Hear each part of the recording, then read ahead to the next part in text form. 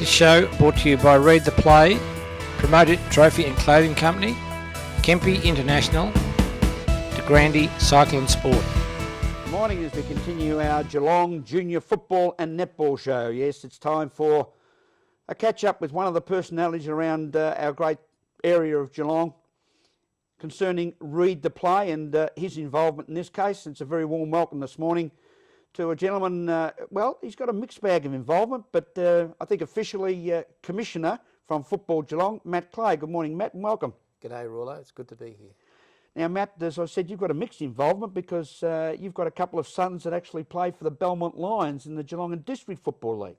I've got a couple of sons who have played for a number of different clubs. Currently, it's the Belmont Lions. They started in the junior YMCA competition, then they switched to Torquay, and then one went to Grovedale in the junior competition, the other stayed with Torquay.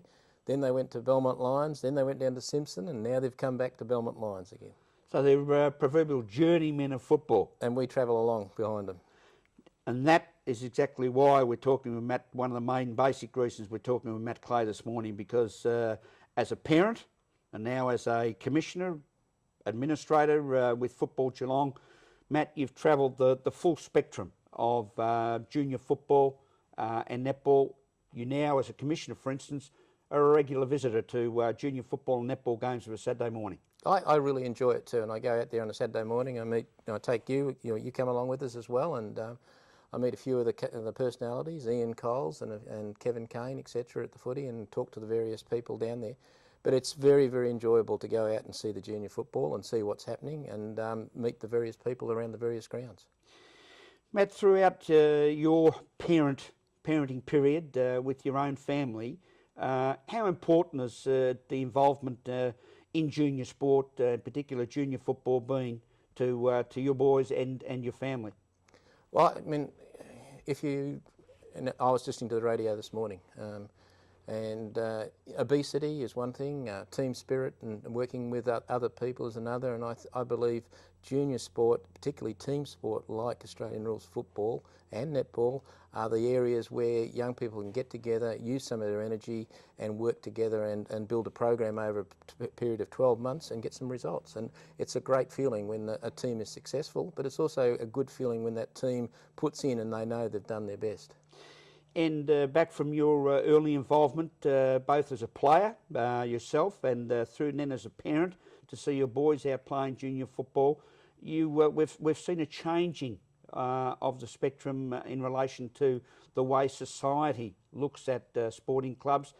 Thus, the introduction of Read the Play program here in Geelong with its very successful promotional involvement in relation to mental awareness alerts, drug and alcohol, and Dave Langley and Kempe International have been great supporters of that program. Absolutely fantastic, and I think where we are with the youth at this point of time, keeping the young people occupied, involved, giving them an interest, letting them burn off their energy, and actually being friendly and in a competitive manner with somebody else, and not going out on the streets and having a bit of a brawl or sort of having two factions coming together. It's a good approach because people can actually utilise their energy and do things positively together. And as I said before, they get a good result at the end of the year. Your boys have been a journey people in the world of football. Yourself, obviously, a journey person. Going back to your junior football days, up at Mildura, I understand. Well, my parents owned a citrus block up there, and my brothers played football up there. I didn't play a lot of football up in Mildura, honestly, because my parents went up there in 1967, and I hate to tell you my age, but I actually spent most of my life growing up in Hawthorn. So I do barrack for Hawthorn and I do barrack for Geelong, and so I've got fond memories of actually growing up. But when my parents moved up to Mildura, I was about 16, so I was travelling to and from Mildura and actually going to school and staying in Melbourne, doing a lot of work around Melbourne. So I actually grew up playing football in Melbourne mainly. So you've had a metropolitan sort of experience in your development and growing up in the world of football. Your boys have had the country experience. The pressures that were on both yourself and your boys in comparison in their junior days to what the younger people are up against today has been a significant impact as far as society is concerned. I think things have changed dramatically in the last 10 years. And you can see it in the way people react to each other, the computer programs that they have, the telephones that they have, the way they talk to each other, and that's where I think football comes in, is because it's a team game, and young people can actually get together and they can actually converse with each other and actually play a game, and at the end of the day, play a game whereby teams work together to get a result. And too much of the young people these days are inward thinking. They don't think outwardly, and they keep things within themselves. Within a team game in junior football, you've got a coach, you've got the management, you've got the parents, and you've got everything coming together basically. And I reckon it's a great thing, because there's not only just the inward thinking and the mental approach that people have to be concerned about, but it's the physical energy, the amount of food that they're eating, the high energy food that they're eating, and the wrong kinds of food that they're eating. And obesity is another problem that we often forget about. But when I was at recently at the under 18, the best and fairest during the week, you can see the young boys that are there growing up, and they are fit. They look fit, and they're utilising their energy in the right way. Your world, as far as a role as a Commissioner of Football Geelong, you're very pro junior development in the world of netball and football. We have seen significant development right throughout Geelong junior football and junior netball across all age groups. Yes, and I think one of the issues that we're facing is the changing of the demographics in the Geelong area as well.